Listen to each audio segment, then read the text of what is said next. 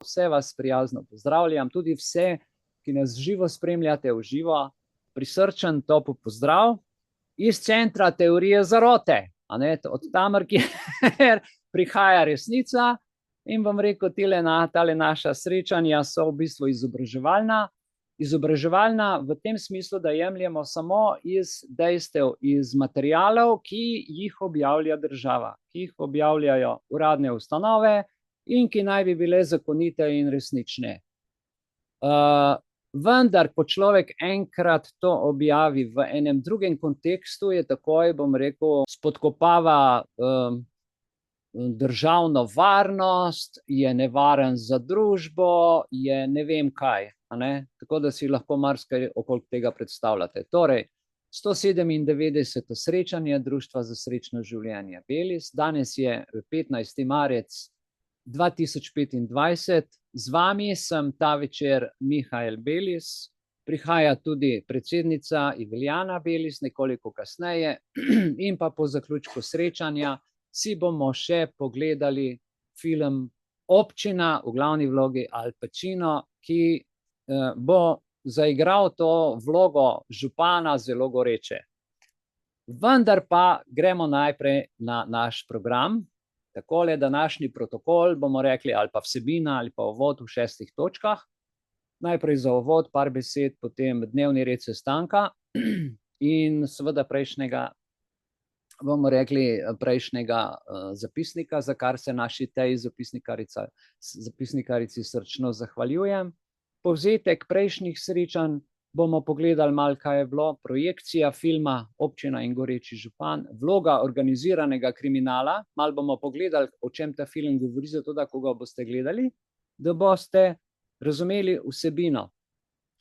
Potem pa še zaključek in kaj načrtujemo naprej. Torej, gremo k naši točki 1. V uvodu pravi, Društvo za srečno življenje Belis spodbuja, bom rekel, našo skupnost, člane, širšo družbo, ki iščemo, bom rekel, pristno srečo, pot do tiste sreče, ki smo jo na nek način že živeli, pot do tiste sreče, ki nas izpopolnjuje, ne izprazne, da nam ne pije energije, ampak da lahko vložimo v svoje življenje, v svoj napredek, v svoj duhovno rast. Naša vizija društva vedno poudarja harmonijo s seboj in pa harmonijo z drugimi in pa z višjo silo.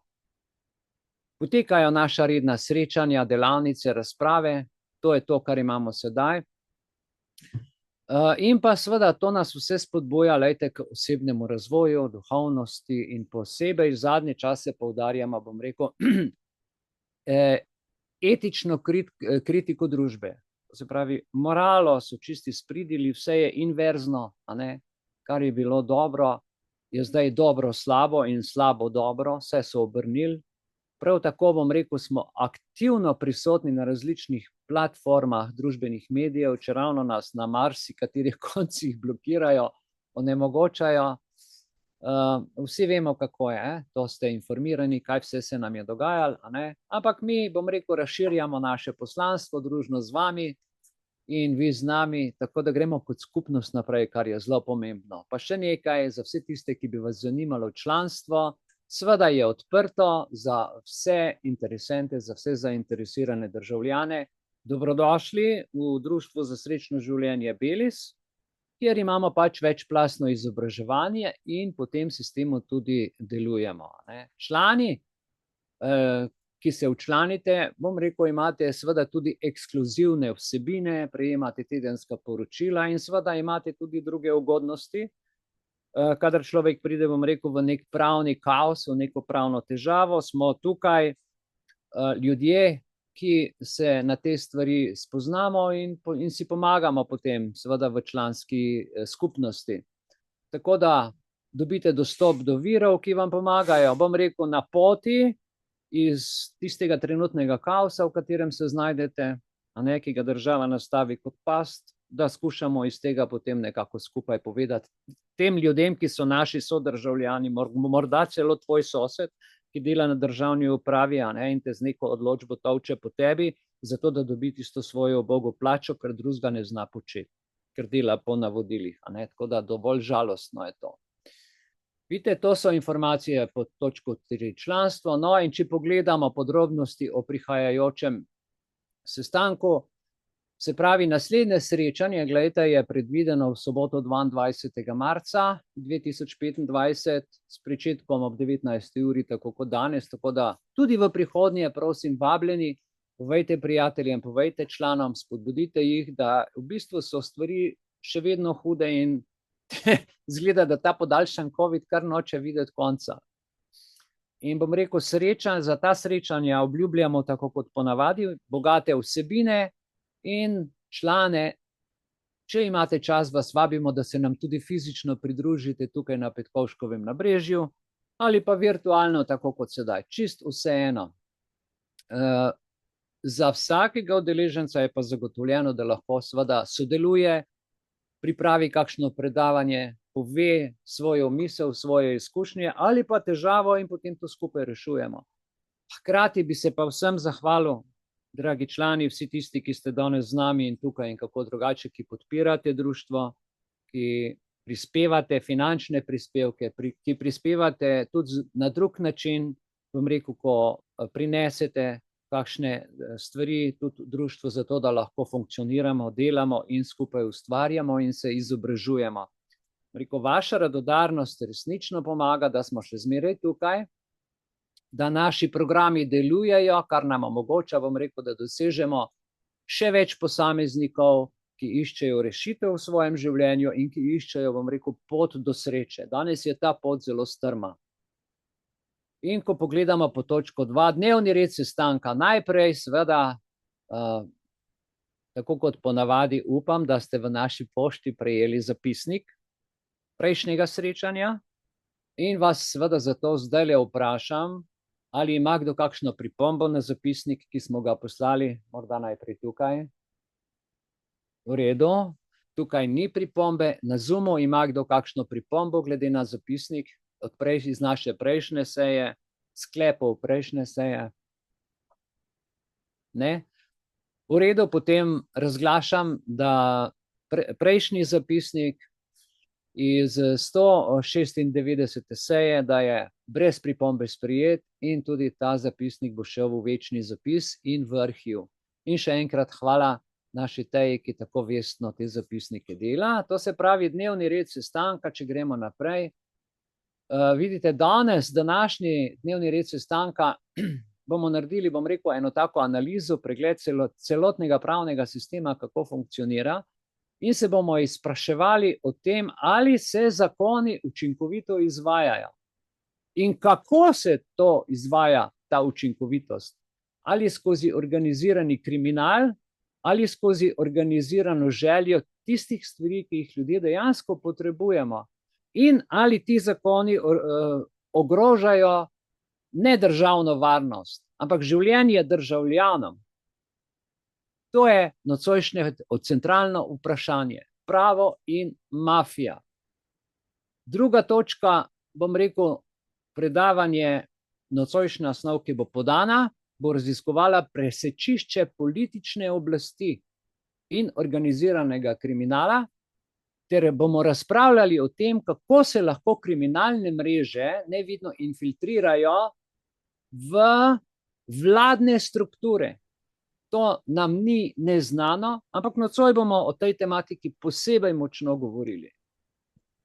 Obravnavali bomo paradoks, v katerem kriminalne združbe, kriminalci izkoriščajo zakonske okvire v svojo korist.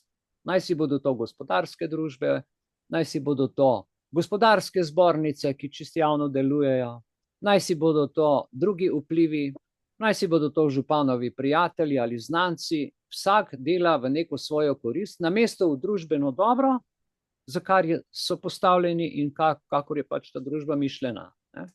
Vse to, kar vam sedaj govorim, vodi do enega samega vprašanja. Ali pravni sistem služi resnični pravičnosti ali pa je to zgolj orodje močnih? O tem bomo nocoj razmišljali, bom rekel, kako vera in medčloveški odnosi prispevajo k dolgoročni nesreči ali pa k dolgoročni sreči. In ta del poudarja pomen ljubezni do sebe in do drugih skozi božansko vodstvo. Nocoj bomo tudi seveda razpravljali, o tem bo povedala več še potem predsednica društva, kako lahko dejanja prijaznosti in pravičnosti vodijo seveda k osebni izpopolnitvi in skupni harmoniji. In to naše druženje je v tem smislu tudi usmerjeno, organizirano, da si med seboj povemo, da si izkažemo hvaležnost, da si izkažemo prikazano srečo, ki vodi, ki je vrata v bistvu tudi za naše prihodnje rodove. Bom rekel, če priznamo svoje blagoslove sami sebi, da smo vredni in ostanemo povezani z našimi ne samo duhovnimi prepričanji, ampak povezani predvsem drug z drugim in s tem priznavanjem na ta način dejansko spodbujamo izpopolnjujoče in radostno življenje. Ne glede na to, kako optimistično se sliši ta moj govor, vendar veste, v ozadju je vedno metuljev efekt. Še tako neznana dobra stvar lahko naredi veliko dobrega. In še tako slaba stvar, majčkena slaba stvar lahko naredi ogromno zlo. Tako da bodimo previdni o tem, kako razmišljamo, kaj govorimo in kaj sporočamo. Zmeraj je treba to zadevo bom rekel, pot do popolne sreče iskati v harmoniji. To bo v drugem delu in pa seveda povzetek prejšnjih srečanj, če pogledamo pod točko 3. Glejte, razpravljali smo predvsem, spomnimo se malo nazaj o pomenu etičnega življenja v današnjem svetu, o etiki prava, ključne vpoglede, ki bodo vključevali podporo skupnosti in individualni odgovornosti. Sprejeli smo zakonodajo, ki je še zdaj v čistopisu in ko bo objavljeno v društvenem uradnem listu, bo začelo polnopravno veljati ta zakonodaja in takrat bomo začeli uradne vprašalnike pošiljati inštitucijam in glede na odgovore seveda bomo izvajali tudi sankcije vsem tistim, ki ne spoštujejo varstva osebnih podatkov, vsem tistim, ki na račun osebnih podatkov vdirajo v našo zasebnost, na naše zasebne račune, ki si naše podatke podajajo od ustanove do ustanove in tako naprej in bomo skušali tukaj ozavestiti najprej, seveda ozavestiti, opomniti ustanove in uradne osebe, ker so popolnoma izgubili kompas, kaj pomeni osebni podatek in kaj pomeni vdor v zasebnost. Tukaj se dogajajo sedaj čudne stvari in na tem seveda smo začeli delovati v preteklosti in vam obljubimo, da bomo tudi v prihodnosti. In to so neki ključni, bom rekel, zaključki pri iskanju srečnega življenja in izboljšanju odnosov in prava v naši slovenski družbi. In namen današnjega srečanja, tako kot je bilo razposlano pismo, ki člane obvešča, bom rekel, o tekočih dejavnostih društva, pomen trenutnih prihajajočih dogodkov v družbi in pa, če smem tako reči, spodbujanje k sodelovanju v naši skupnosti.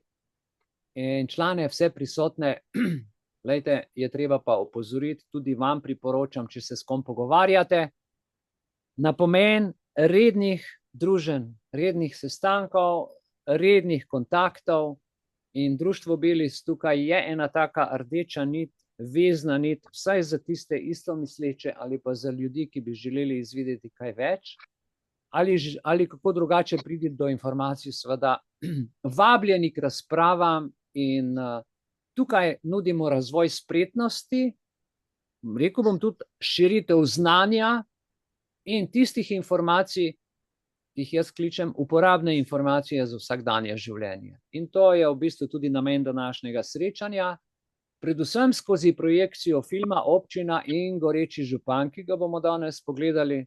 Veste, film raziskuje, kako korupcija omadežuje politične sisteme, razkriva ostro realnost dinamike moči in dejansko poudarja posledice nenadzorovane oblasti.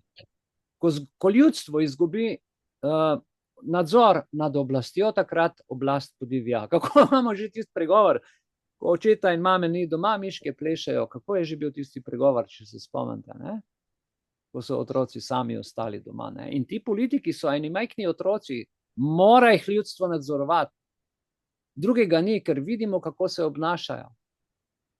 In po filmu bomo pa vam vsem, vsakemu posebej, ki se boste udeležili do konca in seveda tudi film pogledali, vam bomo pustili v osebni razmislek odnose med politiko in vplivom organiziranega kriminala, da boste v sebi lahko razmislili, kje so te pravne podlage, kako te dinamike vplivajo potem seveda na celotno družbo in na celotni sistem.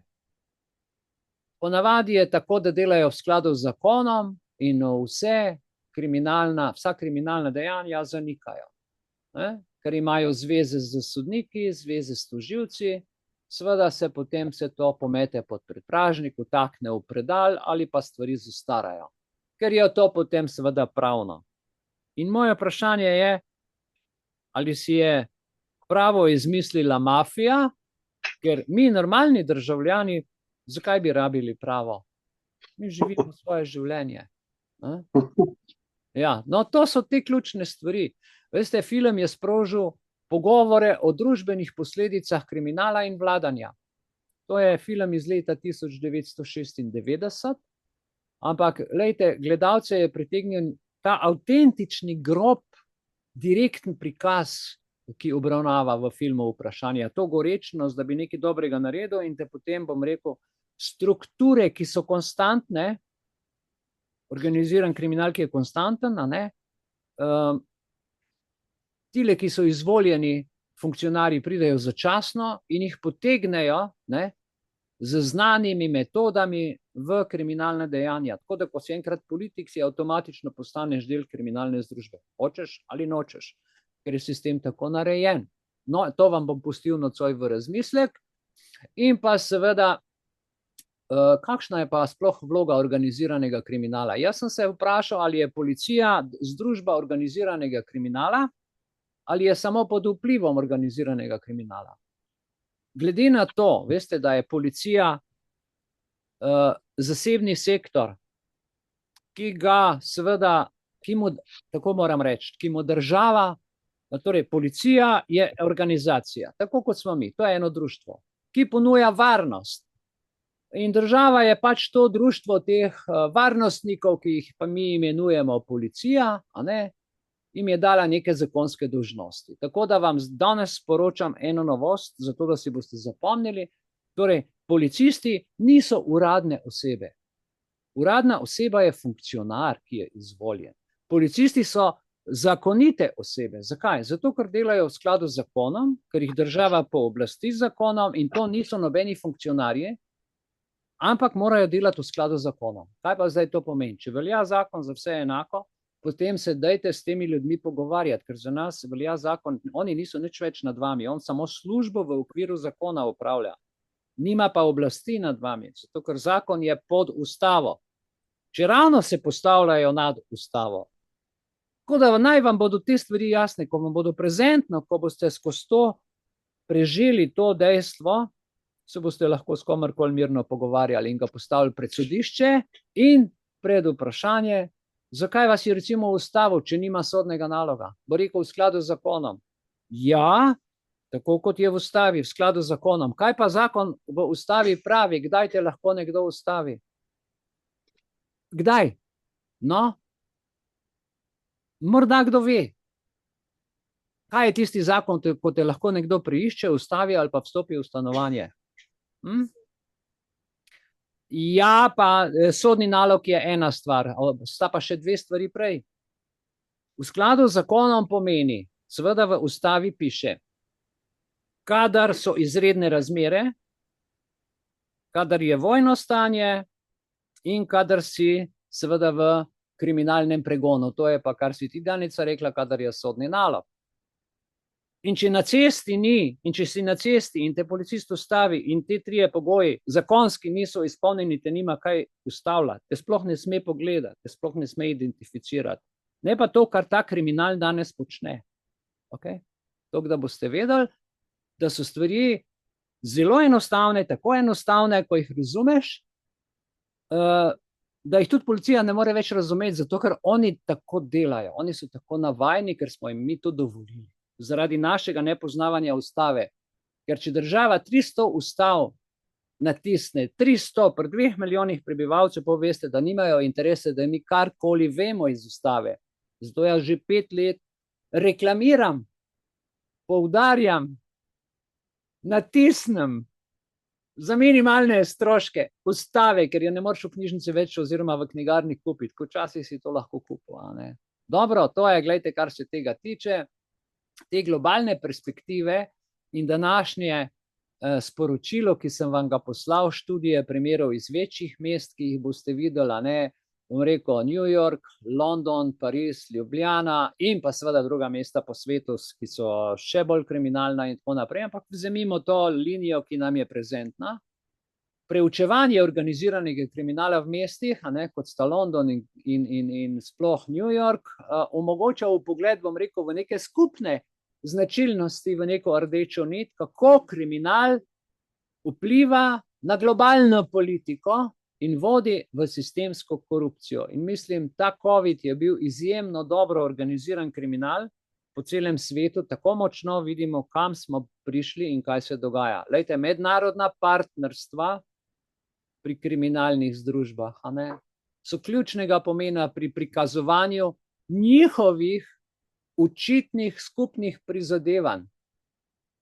Pri obravnavanju organiziranega kriminala dokazujejo pomen skupnih virov in strategij. To so dobro organizirane skupine. No, zakaj se pa potem še mi ne bi dobro organizirali? Saj zakon velja za vse enako. Če imajo oni pravico, jo imamo tudi mi. In gremo naprej. 6. točka, zaključek, sklep prihodnje smeri. Vidite, člani, ki ste v društvu Belis in tisti, ki bi se želeli priključiti, kaj lahko pričakujete od društva? Še bolj privlačne razprave, delavnice, osredotočene na etično življenje, duhovno izboljšanje skupnosti, na vseh srečanjih, ki bodo še prihajale. Še naprej bomo poudarjali, obljubimo v društvu, tako smo se tudi v upravnem odboru dogovorili, priložnosti za obstoječe in nove člane, ki se bodo vključili, ki ste aktivni v prostovoljne dejavnosti in ozaveščanje naše skupnosti v društvu in družbene skupnosti vse Slovenije, kar spodbuja dejavne prispevke k blaginji slovenske družbe. Vsaka informacija je dobrodošla, ki pripomore k izboljšanju. In še končna misel v ta današnji uvod 197. srečanja Društva za srečno življenje Belis. Vsem vam seveda se najprej zahvaljujemo in vas še spodbujamo k aktivni udeležbi na vseh prihajajočih dogodkih, ki jih bomo organizirali, s čemer spodbujamo, bom rekel, duh angažiranosti in sodelovanja v društvu. In to je ključno. Kolektivna moč naše skupnosti, našega Društva za srečno življenje Belis je ključnega pomena. Zato ste vsi, vključno z mano, pozvani, da se podpiramo med seboj in si na različne načine pomagamo in krepimo boljšo družbo. Hvala še enkrat vsem za vse prispevke, ki omogočate, bom rekel, in omogočajo te prispevke delovanja Društva Belis. Srčna hvala za ogled.